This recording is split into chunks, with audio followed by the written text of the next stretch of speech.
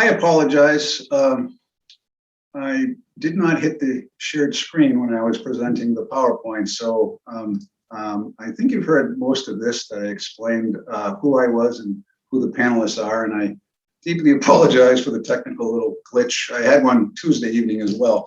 You think I would learn from that, but I've done the introductions, talked a little bit about the purpose of this meeting and the survey, and I was talking about the public meeting process and how we advertised, and the flyers that we sent through a lot of emails, networks, through our nonprofit associates and citizens, through department heads, city councilors, etc. So hopefully we reached a very broad audience, and as many folks as possible are participating this evening. So I wanted to give a little background and history of the American Rescue Plan Act. On May 11, 2021 is when the act was signed into law by the president. It's a historic level of economic stimulus funding totaling a little over $1.9 trillion. And this fund provides about $350 billion for states, municipalities, counties, tribes, and territories, including a little over $65 billion for cities like New Bedford throughout the United States. So Massachusetts is receiving a little over $4.5 billion, with an earmark of $1.71 billion for the 37 communities in Massachusetts that receive direct community development block grant awards, similar to New Bedford. An additional $368 million for the state's other 314 municipalities. This fund is administered by the U.S. Department of Treasury. They have announced that New Bedford will receive just over $64 million in federal funding as part of this act, and the New Bedford Public Schools will receive an additional $46 million. And on top of that, the state of Massachusetts will receive their own allocation of just over $5 billion. The Treasury will also allocate $65 billion to counties within states throughout the country, including Bristol County, which will get their own allocation of this funding. Back in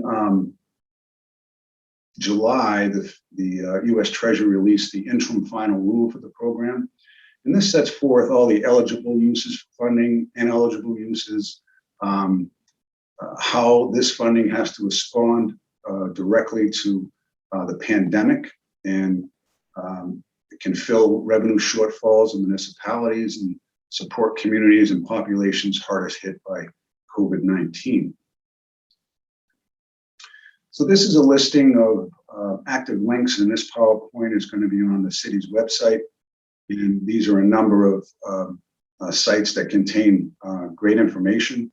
I think two that jump out at me are the interim final rule, which has all the details of the program, and the FAQs. This is a 42-page document of all frequently asked questions with answers related to projects and initiatives that can be funded or can't be funded with this fund.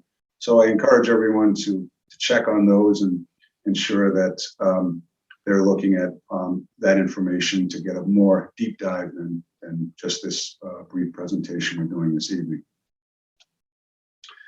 So some of the key dates, January 27, 2020 was the declaration of this public health crisis that we've been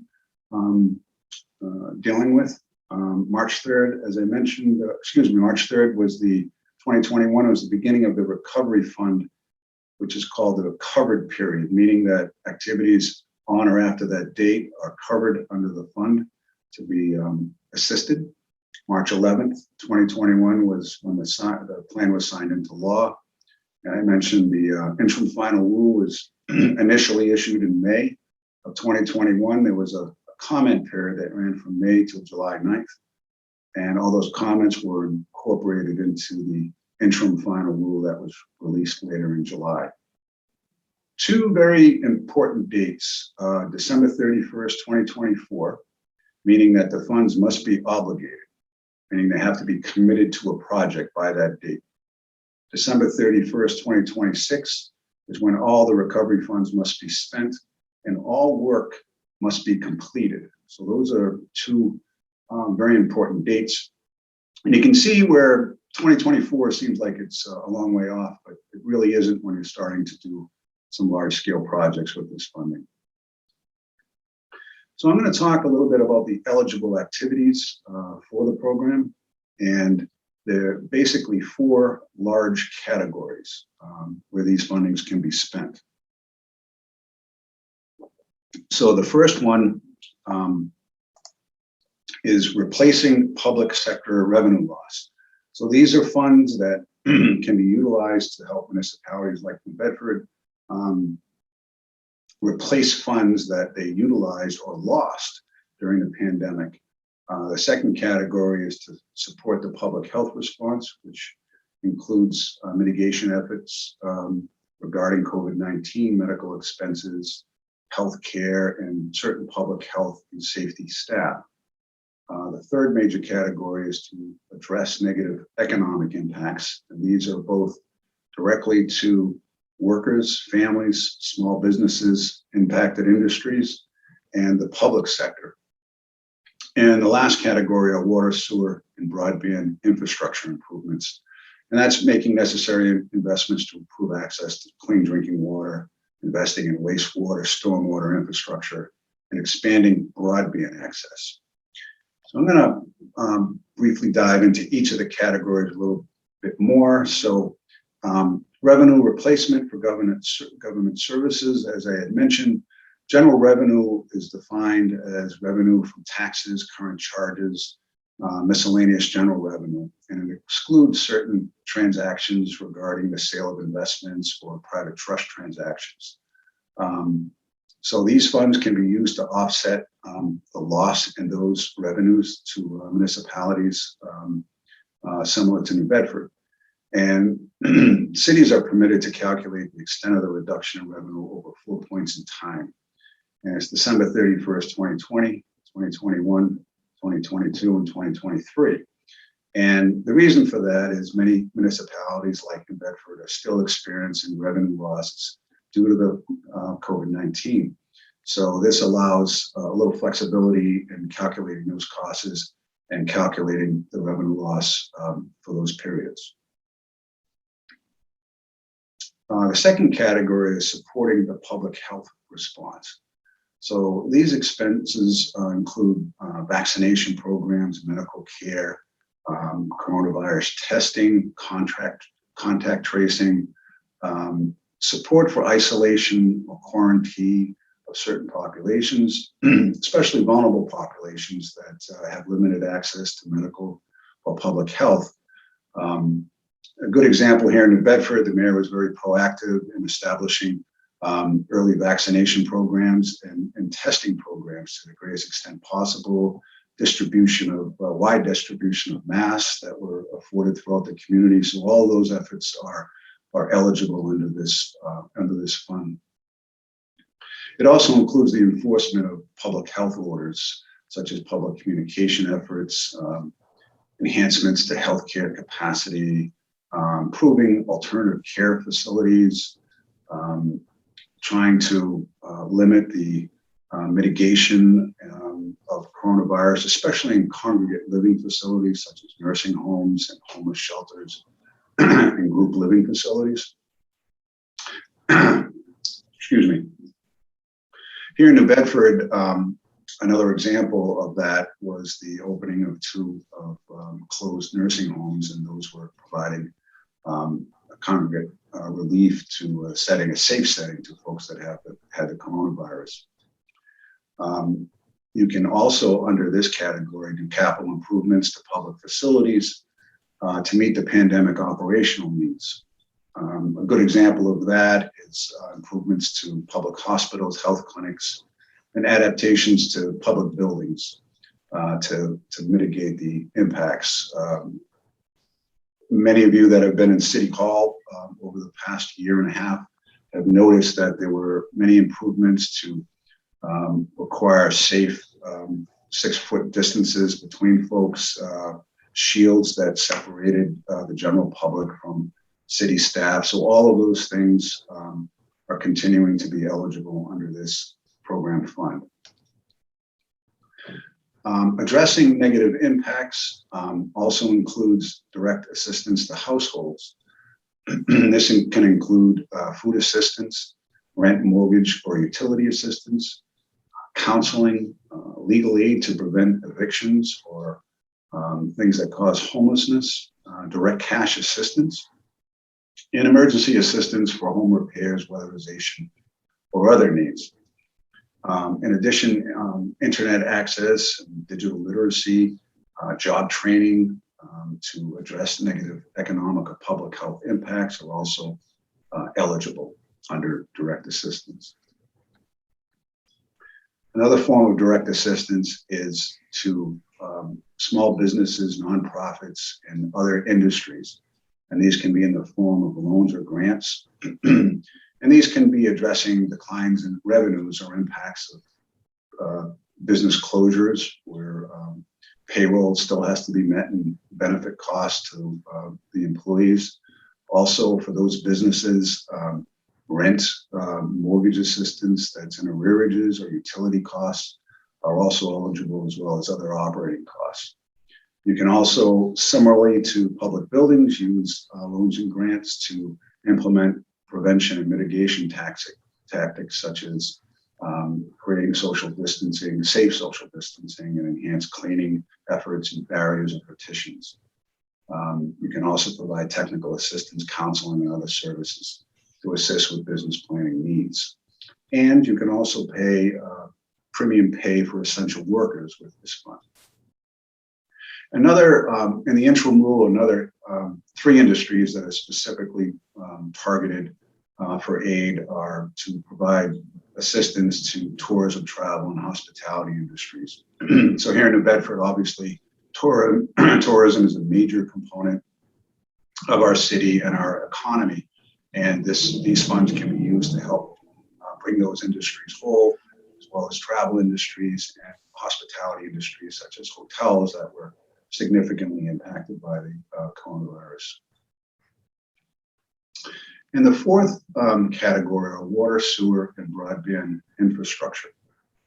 So essentially, you can make necessary investments to improve access to clean drinking water and invest in wastewater and stormwater infrastructure and expand broadband access.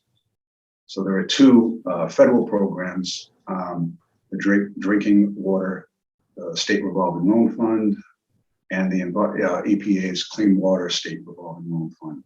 And activities that are normally eligible under those programs are eligible with this funding, and they can include construction of publicly owned treatment work plants, pollution management, national estuary programs, wastewater treatment systems, stormwater systems, conservation, water conservation, and many types of activities that are all eligible under those 2 programs can be used to help mitigate the impacts of COVID have on those types of activities. And I mentioned another component under these 2 that's been highlighted in the interim rule or brought out a little bit more, where the, for example, a city like New Bedford, a very old city, has infrastructure that's old and contains lead pipes that provide drinking water. So this fund can be used to mitigate those impacts by replacing all those lead service lines. So obviously, when you're undertaking these major types of construction projects of this nature, the rule, calls out the 2 main points of loan commitment, funding commitments by December 31st, 2024, and the completion of those projects and the expenditure of funds by 2026. So again, municipalities looking to spend these monies on large-scale projects would look for shovel-ready type projects to ensure compliance with those deadlines. The last category are broadband improvements, which essentially many parts of the country, especially rural areas, have limited access to the internet, and you can use this funding to provide access to those areas, enhance it in underserved areas, and also ensure that households have access to that. And there's minimum upload and download speeds that the Act attempts to the greatest, suggests to the greatest extent possible that funds utilized through this fund achieve those speeds. One example, during the CARES Act, they allowed us to use some of this funding in Bedford, and through our office, we're providing Wi-Fi access to 9 parks throughout the city. And that project is starting to become underway in the very near future. So there are a couple of ineligible uses. Pension fund deposits. You cannot use this, a municipality cannot, to fund an unfunded liability or an intangible that are ineligible. You can't replenish your rainy day funds or financial reserves with this funding. And you can't do general infrastructure outside of the water, wastewater, and broadband in general. So a good example of that, some folks have asked me, can you use this funds to repave our streets throughout the city? And while if the infrastructure, the underlying infrastructure is being replaced, certainly those roads can be repaved, but to do that independent of those activities, it would not be eligible. And you can't pay interest or principal on any outstanding debt or expenses related to legal settlements or judgments. So what are the next steps for the city? So we're in the process of tabulating the results from the survey. And when I say in the process, it's still open, and we're encouraging folks to submit those surveys. It's a way for you to tell us what your priorities are. We'll be reviewing all of the public input from this meeting and the meeting that was held on Tuesday, as well as any targeted focus groups that the city has scheduled. And we'll be determining those funding priorities based on that public feedback. And then the city will create a funding plan that addresses the priority needs. So that was kind of a brief overview of the Act and the eligible, ineligible uses. And now we're at the public input portion of the program.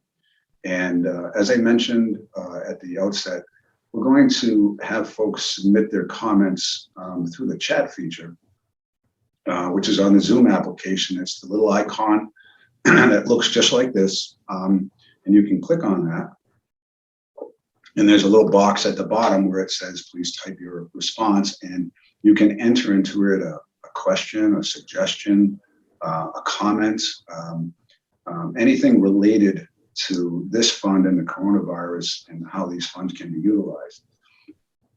And I'm plugging the survey again to ensure that folks do it that way. Before we open up to the public comment, I just want to say on behalf of the mayor, we greatly appreciate your attendance and input being provided to the city this evening and on Tuesday, and on the features in the future as well, because we'll be still tabulating the results from the survey and trying to drive people to that website where they can undertake those types of comments. So I am going to stop the screen sharing, and we're going to begin the public comment period. So as I mentioned, please provide us with comments through that chat feature. And as they come in, Jennifer Clark, our Deputy Director of Community Development, will read them aloud. And where appropriate,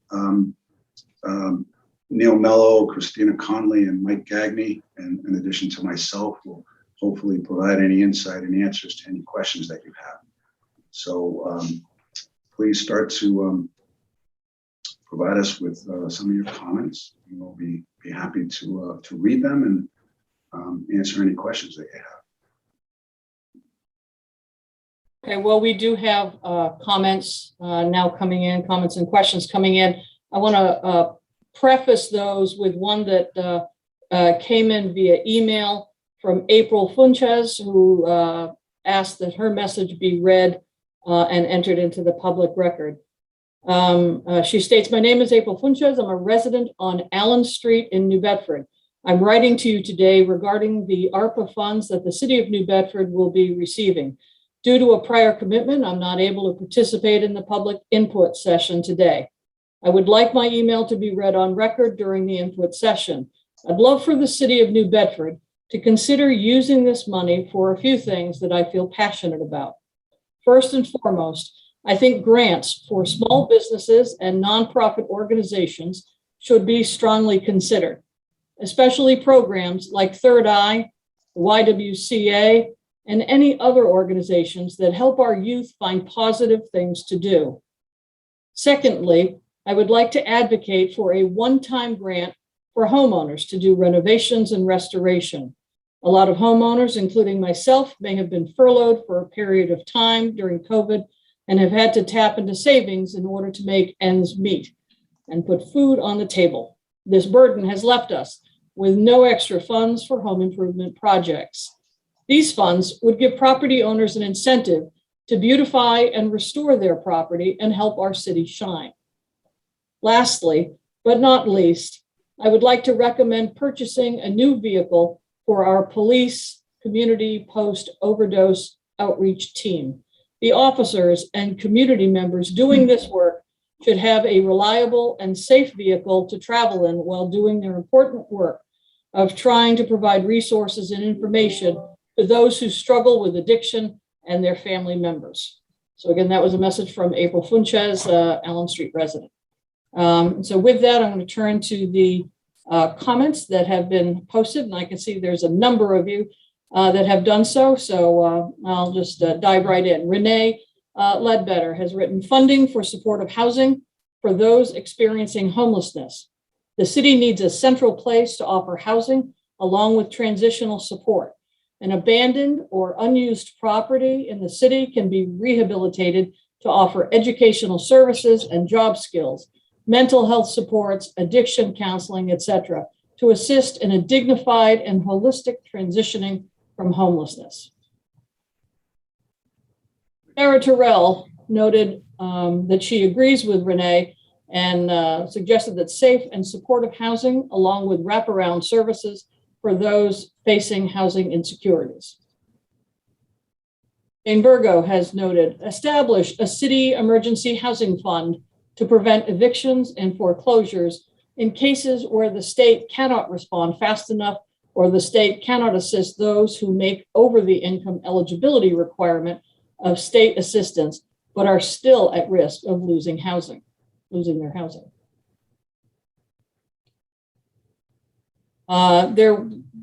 There was a question about whether or not they can speak aloud, or we are doing comments through the chat box that will be read. If you have other comments, you can always email or send a letter or whatever. So you can certainly reach out and contact the city if you feel doing so outside of this public meeting forum is most appropriate for you. Susan Bennett notes, "Congregate facilities that are old would benefit from ventilation improvements." Andrea Shepard Lombard said, "Establish a legal services fund to ensure tenants have legal representation in eviction cases. During the pandemic, only a small percentage of tenants, 5%, have had legal representation in housing courts in New Bedford and Fall River, and the Southeast Housing Court has the highest rate of evictions in Massachusetts."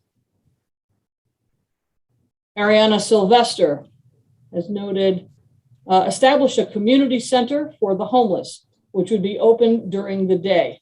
Currently, the city has night shelters, but no active day program. There are also persons who don't go to shelters in need of a place to land in the cold and heat during the day. Staff would be needed to creatively organize guidelines, protocols, programs, etc." Kelly Haggerty writes, not all immigrants qualify for unemployment assistance with job loss. In these moments, there is need for emergency support with costs such as food, rent, transportation, or daycare. Help establish a local safety net for safety for all members of our community. Communal Space NB writes, youth work initiatives are vital to help young people stay off the streets. Are there any considerations to train and employ young people of the city for non-traditional means of work? In Boston, there was a Boston Youth Cleanup Corps that helped many young people sustain their livelihoods while learning new skills and instilling a sense of pride in the appearance of their respective neighborhoods. Even with existing programs, are there any plans to work to expand on their work to employ more young people? So that's a question. I know that there are programs through various resources currently that offer job training, certainly to youth and underserved populations. I would think that that would be a very good consideration for this funding to ensure that that population provides the necessary training. We had talked in the presentation that that's certainly an eligible use, and all these suggestions this evening are going to be considered for either direct assistance or the issuance of an RFP for folks to respond, organizations and agencies that carry out some of those activities. So that's an excellent question, and a population that is extremely important to the city. We have another question from Abigail Heavey, who was asked, and a couple people have said yes, good question. Will the results of the online community survey be made public? Yes. As I mentioned, it's still ongoing. That's why it's not available right now. So once that survey has been tabulated, those results will be made public so that everyone will be able to see exactly what the priorities were from the results of that survey. The new captain of the Ernestina, Morrissey, has written and said that the ship will be docking at the State Pier in New Bedford on a regular basis and most likely will be wintering at her old dock. Would these funds be available to rebuild the dock area around the vessel and make a green space for the students and families that will have opportunities to tour the vessel throughout the year and sailing aboard the vessel during the sailing season? That's a great question. I think certainly tourism was highlighted as an activity and singled out in the interim rule. And one thing that Mike Gagney mentioned last night, on Tuesday evening, is that these funds can also be used to enhance public spaces, so parks and other public spaces that are impacted by the coronavirus. People haven't been able to visit them as much, and social distancing. So these funds can be utilized to enhance public spaces and certainly tourism. So that would be an interpretation, but I think in general, generally looking at that type of an activity, I think it could possibly be considered eligible. I don't know, Mike, if you had any comments on that or anyone else. They definitely call it out as investment in parks, public plazas, and public outdoor recreation spaces, because they feel it's responsive to the needs of a disproportionately impacted community, and that these opportunities provide healthier living environments and socialization to mitigate the spread of COVID. So it does recreational opportunities for young folks, adults, and all different groups that have been impacted is eligible. Thanks, Mike.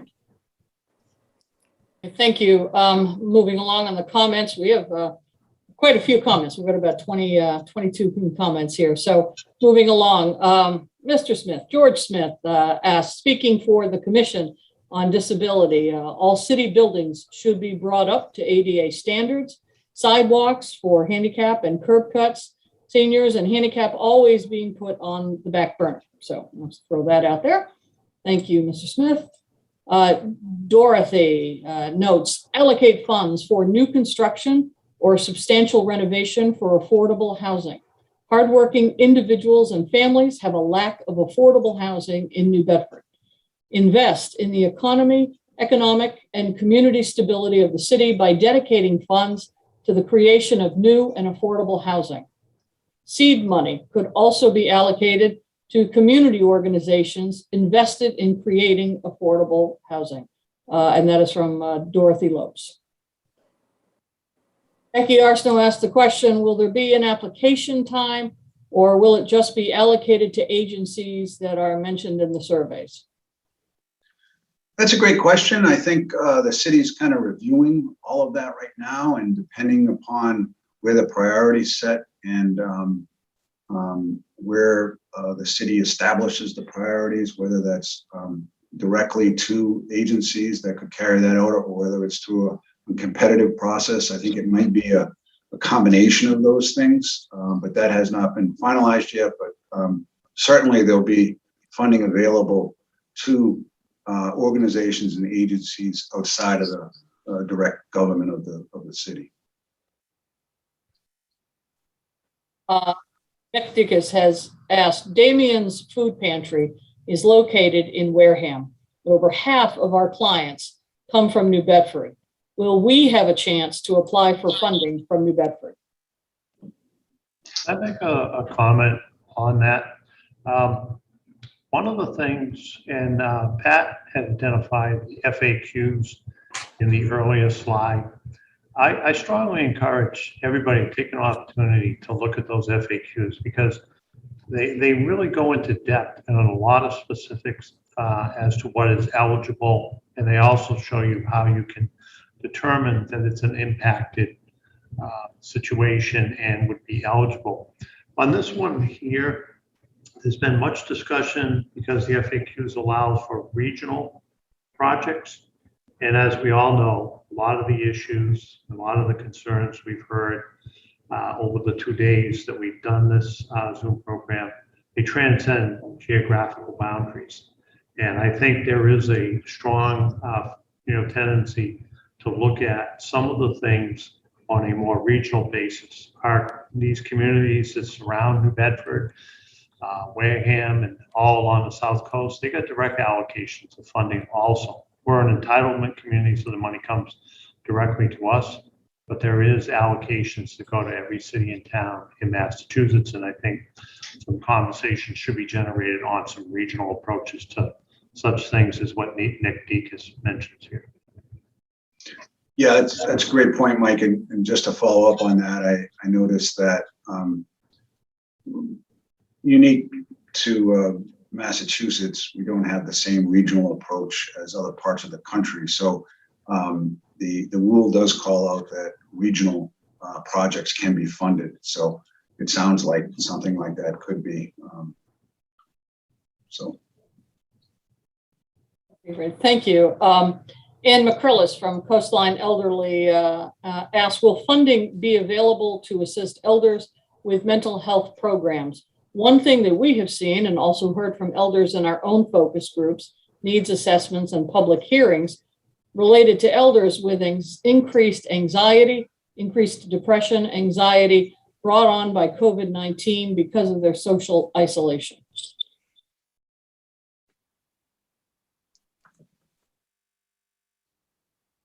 Colleen DeWicki, her question is about the survey. Public health is not provided as an option despite it being one of the key purposes of ARPA. Can the survey be edited to include that? It seems like a problematic omission since New Bedford is home to a neighborhood with one of the lowest life expectancies in Massachusetts. That's a good point, Colleen, and we will definitely take a look at that. Thanks for pointing that out. Excuse me, Pat, I would just add as well that there is a comment box that's part of the survey. So if there's an issue or a project that's not referenced in the list of priorities above it, please feel free to elaborate. We're looking at every survey in detail. So you can elaborate as much as you like within that comment box at the bottom for public health or any other issue.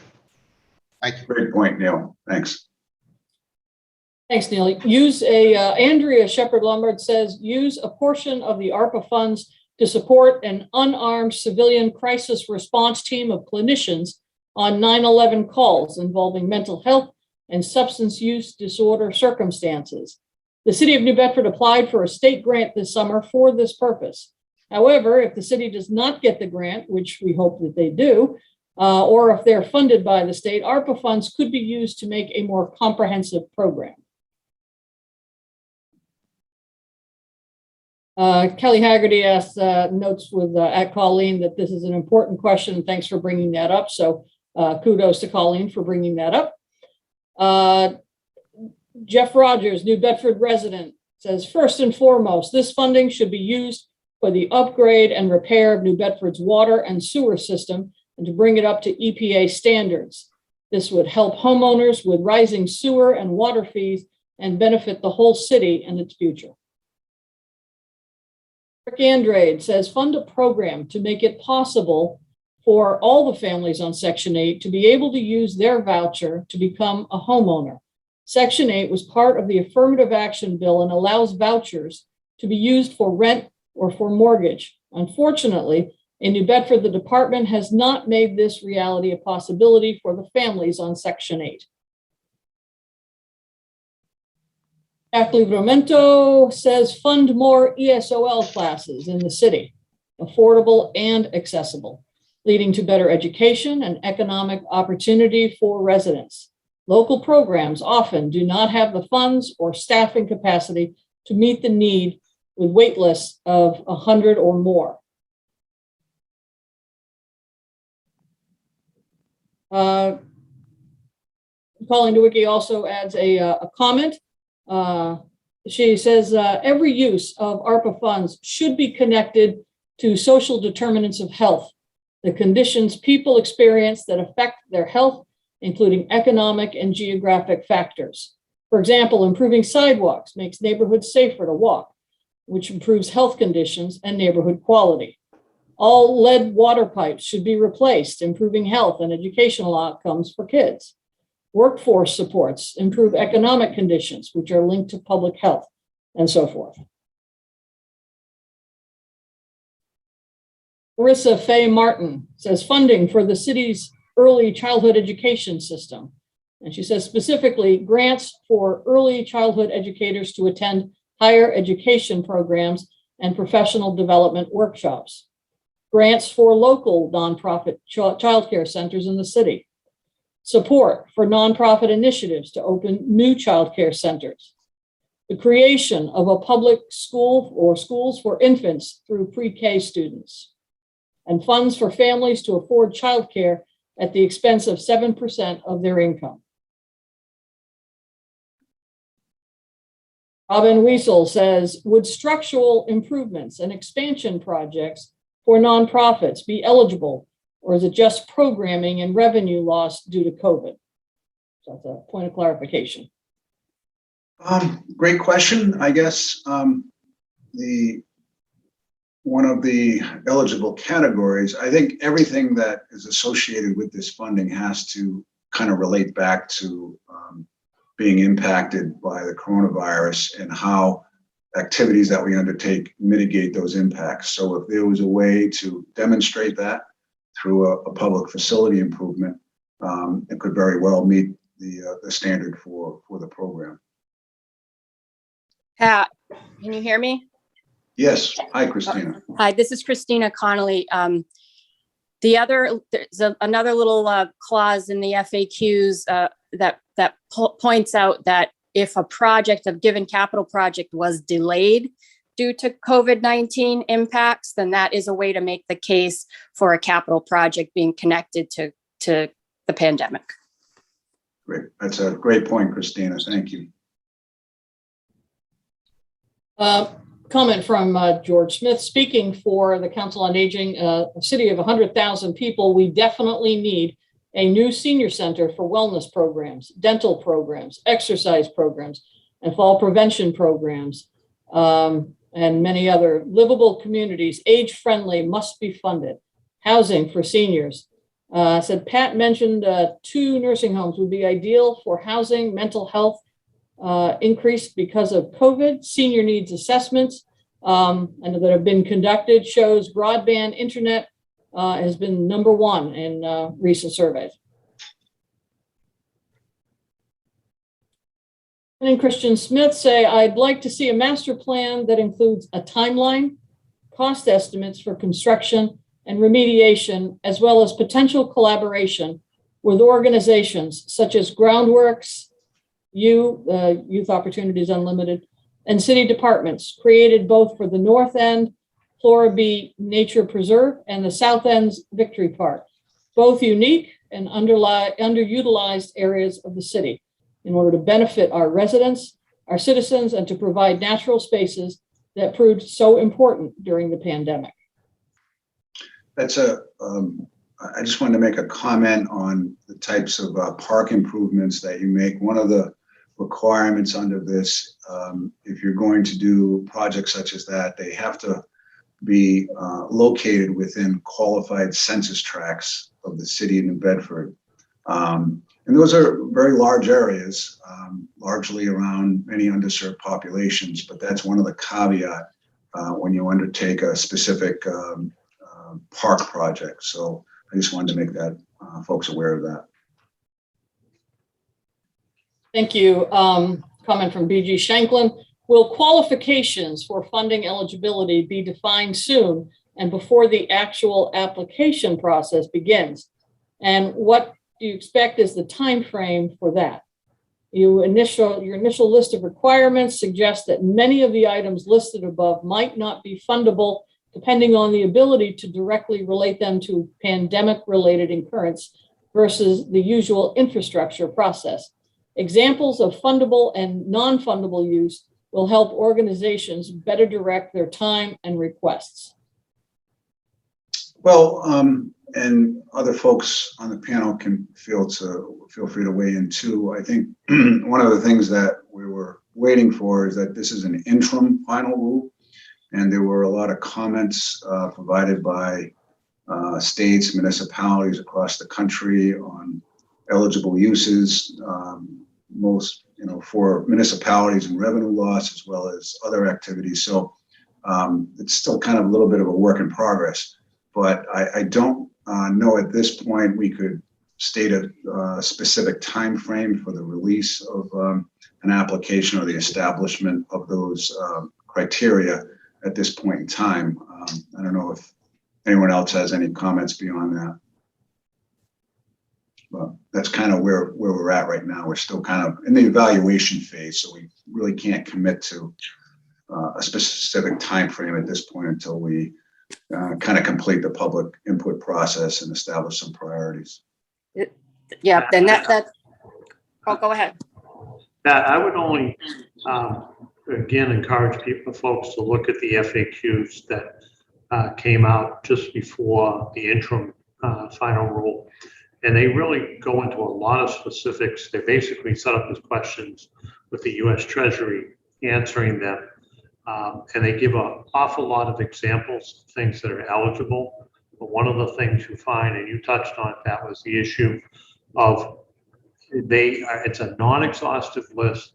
And if you can show the argument that, in fact, it's an affected or impacted community, service, or situation, then you can build that defense for the eligibility. But it all ties back to, how COVID adversely impacted what you want to seek funding for. Thanks, Mike. Another comment from Colleen DeWicki, who said, I'd love to see New Bedford follow the National League of Cities benchmarks, which include the number 6, make a recovery plan that speaks to Jen and Christian's point, which was made earlier. Also includes developing an asset map, which is a great way to establish a shared understanding of resources we already have that could be augmented through ARPA funds, and she does provide an active link to the National League of Cities benchmarks that she's referring to. So that's in the chat box. Great. Richard Smith also say, I also agree that a portion of the funds should be used for Eric Andrade's suggestion. Home ownership is one of the key pathways to financial stability and wealth building for our citizens. We have a second to that. Eric Andrade also notes, given the long-standing disparities in funding and systemic exclusion of African, Cape Verdean, Caribbean, Indigenous, and immigrant community, and the harms caused by this exclusion and the destruction of homes and businesses of the South End and West End, New Bedford via urban renewal, and the exclusion from downtown historic and cultural districts.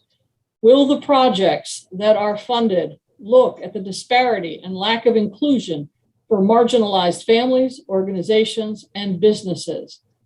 Will this be the same old same with the same organizations that have historically received support, once again gaining support, while the most oppressed and marginalized African, Indigenous communities' dire needs are not properly addressed?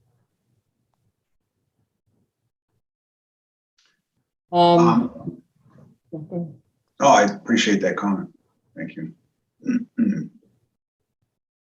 Margot Solnier asks, is there a map of the qualified census tracts in New Bedford?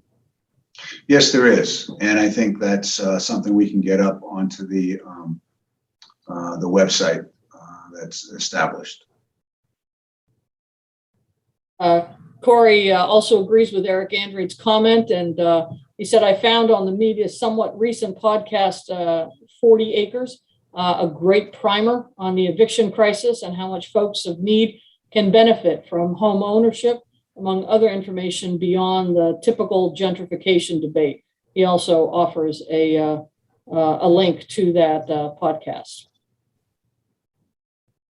Communal Space New Bedford says, if provided the adequate resources and team,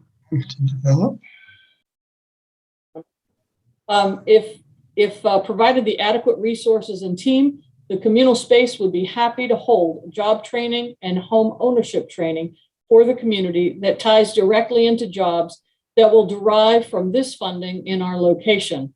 I think community leaders really need to be involved in the mechanics of presenting this to members of the community who might not know about or who are too inundated with surviving daily life in order to have the ability to attend these meetings. In section 2.16 of the FAQ, it focuses on job placement programs that we would love to assist with alongside anyone else who can help bridge this gap. The four main purposes for funding, I believe this is from Mr. Smith, George Smith. Four main purposes for funding: was it the city team that put this together or the federal government? That was the federal government. That's right out of the regulations, George.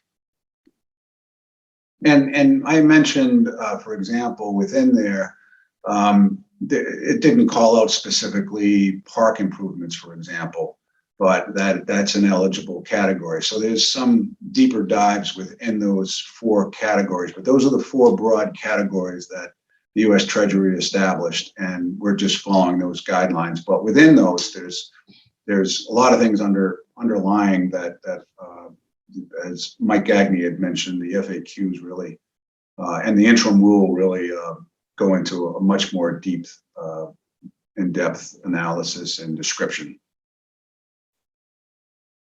We have an unnamed New Bedford resident that I would like to see a significant amount of the water and sewer project be funded before the residents' bills double. Eric Andrade notes Section 8 could be used to provide opportunities for residents with vouchers to purchase home and create generational wealth for their families. Because the city's department has not implemented the home ownership possibility locally, Section 8 has subsidized increased generational wealth for folks who often already have generational wealth. This is an important issue and could be fixed, could fix this gap in Section 8. I believe that's the last one that I am seeing. Are there other, is there anything else that you see, Pat? Don't. It's just in. Andrea Shepherd Lombard says, before the session ends, could you share again the steps moving forward that continues to integrate community input in the process, such as a presentation of an initial proposal with community feedback? Yeah, that's a great question. I think we're in the process right now. The city is, in terms of just gathering this public input, assimilating all of these comments these last Tuesday evening and tonight. And I believe Christina Connolly mentioned to me the other day, there have been over 550 responses to the survey, and that's still open. So there's a lot of information that will be put together and demonstrating where the public would like to see these funds prioritized and have that organized a little bit better. So one of the things that we did, Jen Clark did a great job after the Tuesday night meeting of just capturing all of the comments that were submitted, doing some screenshots of everyone that was in attendance at that meeting. And we have that information available, and that will be placed on the city website, as will tonight's meeting. So it then will require the city to kind of sit down and look at all of this information, look at the major categories of funding, and see where the highest priority needs are in the city, and how the public's input and the people and industries and nonprofits are impacted, and put forth a plan. So I'm sure there'll be continued involvement with the community in that process, and I appreciate the question, certainly. A couple more comments have come in. Marissa Faye Martin said, I also agree with the importance of home ownership for families with the incoming train and other changes happening to the city, which are contributing to the city's gentrification. The importance of home ownership for historically marginalized communities has never been higher. And Jeff Rogers has noted, while there are a lot of good suggestions, will the time frame to develop, design, seek approval of new projects, and then secure funds limit what can be done with the funds? You know, that's a great question. And I think, as I mentioned at the outset, there's 2 target dates that have to be met. So obviously, if someone has a concept for a large-scale construction project that hasn't even started the planning phase, that might be very difficult to get implemented and get funded and meet the timing guidelines of this funding. So I think the city is probably, and I can't say this unequivocally, but I think the city would probably be looking at projects that are more ready to go, maybe already in the planning stages, so that there aren't any unnecessary delays. And if funds are committed to a project that hasn't really been fully vetted yet, it could mean that project doesn't get implemented, and then the funds have to be returned to the Treasury. So I think readiness to proceed, I would imagine, would be a priority from the city's perspective, just to ensure that this money is committed and then spent, and the project is completed within that time frame. So 2024 is 2.5 years away in terms of December 31st.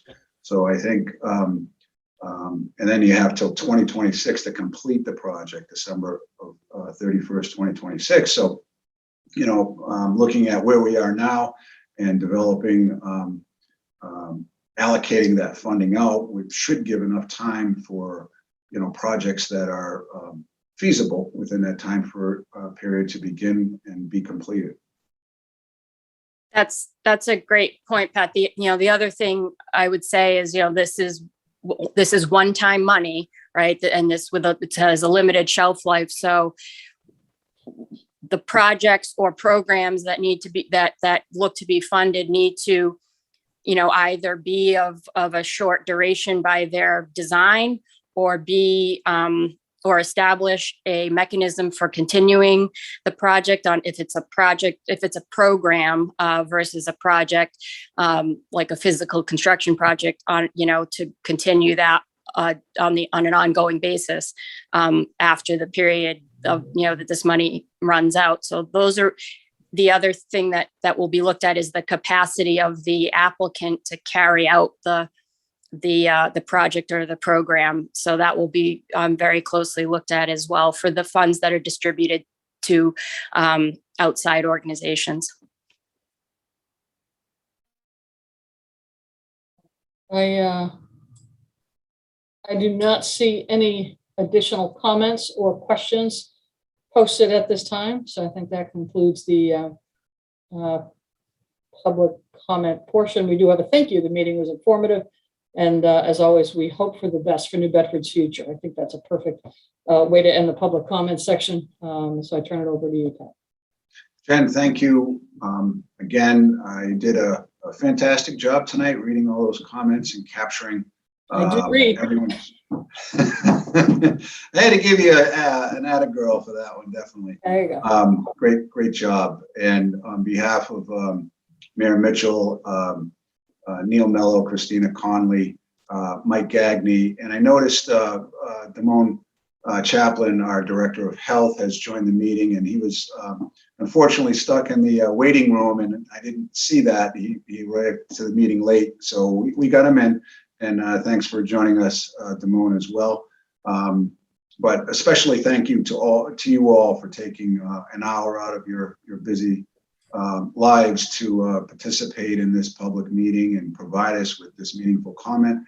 Please go on to the survey, and as Neil mentioned, if there's not anything specific such as public health on that survey, please add that into the comment section, and we'll be assimilating all this information in these comments and providing that through the website as well. So on behalf of Mayor Mitchell, his staff, we thank you and hope you remain safe and well, and thank you again for all these meaningful comments. It was greatly appreciated, and thanks, and have a great evening.